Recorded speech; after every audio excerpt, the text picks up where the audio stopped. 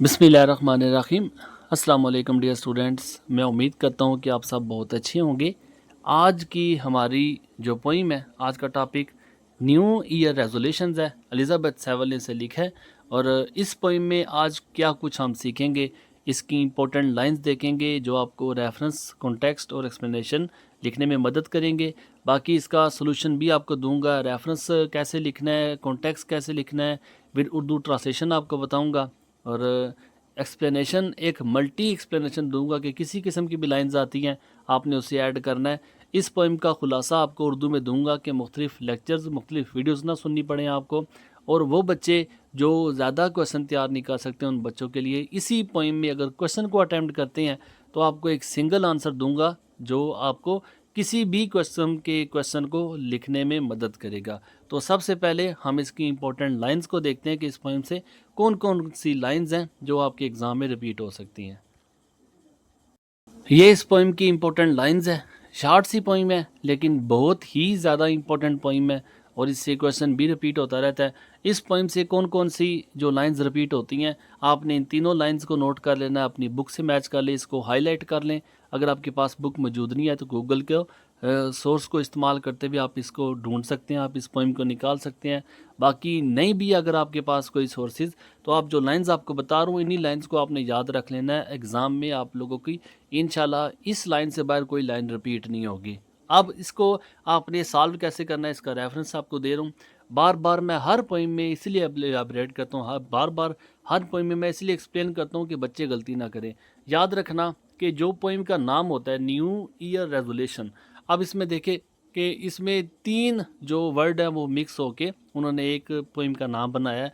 तो कहने का मतलब ये है कि जो लेटर कैपिटल है आपने उन्हें कैपिटल रखना है, जो लेटर स्मॉल है आपने उन्हें स्मॉल रखना है। ये एक नंबर आपको रेफरेंस का पोइम का नाम लिखने का मिलेगा और दूसरा नंबर आपको जो पोइट का नाम लिखना है उसका मिलेगा। पोइम का नाम कामास के अंदर आएगा, पोइट का नाम विदाउट कामा होगा और लेटर्स का आपने ख़ास ख्याल रखना है। ये रेफरेंस है आपने ऐसे लिखना है। फिर उसके बाद जो कॉन्टेक्स्ट है, आपने इस कॉन्टेक्स्ट को भी देख लें। जितना मैंने लिखा है 2 नंबर का कॉन्टेक्स्ट है। हर पोइम का सिंपल और सेम और सिंगल कॉन्टेक्स्ट होगा।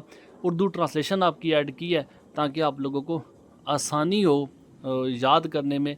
अगर किसी किस्म की आपको वोकैबुलरी का मसला है, लाइन का मसला है, तो आप इसे उर्दू की ट्रांसलेशन के साथ भी देख सकते हैं। बाकी इसकी जो एक्सप्लेनेशन है, ये एक्सप्लेनेशन मैं पहले भी बता चुका हूँ। ये कि जो आपको 3 लाइन बताई हैं इनमें से कोई भी लाइन रिपीट हो जाती है तो ये आपने सिंगल एक्सप्लेनेशन तैयार करनी है, हर लाइन को एक्सप्लेन करेगी।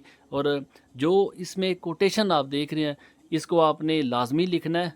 कोशिश करें अगर आप याद कर सकते हैं तो इसे ज़रूर ऐड करें, नहीं कर सकते तो आप इसे छोड़ भी सकते हैं, लेकिन आपके करने से, इसे ऐड करने से आपको मार्क्स अच्छे मिलेंगे।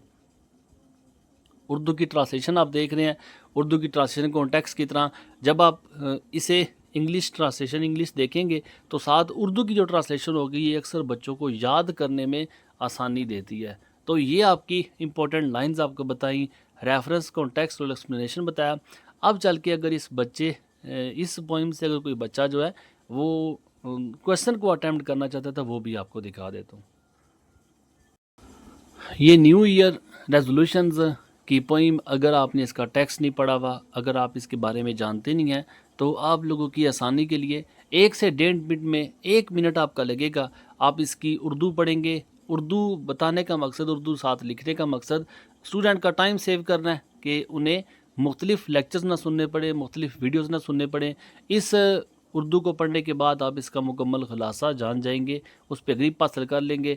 बाकी जो बच्चे सेल्फ राइटिंग कर सकते हैं, पोइम उनको अलग से देखने की, पोइम उनको अलग से पढ़ने की ज़रूरत नहीं पड़ेगी क्योंकि ये खुलासा आपको पढ़ लेने के बाद मुकम्मल इस पोइम पे ग्रिप आ जाएगी।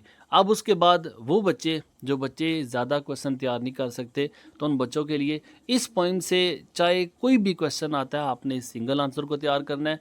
अच्छे मार्क्स के लिए जो कोटेशंस ऐड की हैं, जो वर्ड्स मैंने बोल्ड किए हैं, आपने उनको बोल्ड करना है। बोल्ड करने से मतलब ये कि आपने इनको मार्कर से लिखना है। अगर आप पेन पॉइंटर जो भी इस्तेमाल कर रहे हैं लिखने के लिए, इन वर्ड्स को आपने मार्कर के साथ लिखना है। कोटेशंस आपने लाजमी ऐड करनी है। जो कोटेशन आप यहाँ पे देख सकते हैं, ये पोइम के अंदर से ही कोट्स मैंने ऐड किए हैं। इन कोटेशंस को आपने लाजमी तैयार करना है। ये आपको एग्ज़ाम में अच्छे से अच्छे मार्क्स दिलवाने में मदद करेंगी। ये जितनी भी मैंने कोशिश की है, मेरी यही कोशिश रही है कि बच्चों का काम एक तो ज़्यादा से ज़्यादा मार्क्स उन्हें मिले और आसान अंग्रेज़ी लिखने की कोशिश की है। और इसके अलावा जो बकिया पोइम्स हैं आप उनको भी देख सकते हैं, उनको भी तैयार कर सकते हैं। तकरीबन 23 पोइम्स को मैंने इन सब में कवर किया है। इनकी प्लेलिस्ट भी अलग से बनी हुई है। प्लेज़ हैं, पोइम्स हैं, शॉर्ट स्टोरीज़ है, मॉडर्न एसे है, नावल है, तो इन सब को मैंने इसे हर प्लेलिस्ट अलग के साथ मैंने रिप्रेजेंट किया हुआ है। मैं उम्मीद करता हूँ आप लोगों के लिए ये काम आसानी का बायस बनेगा। दुआ में याद रखिएगा। जज़ाकल्लाह। अल्लाह हाफ़िज़। अस्सलाम वालेकुम।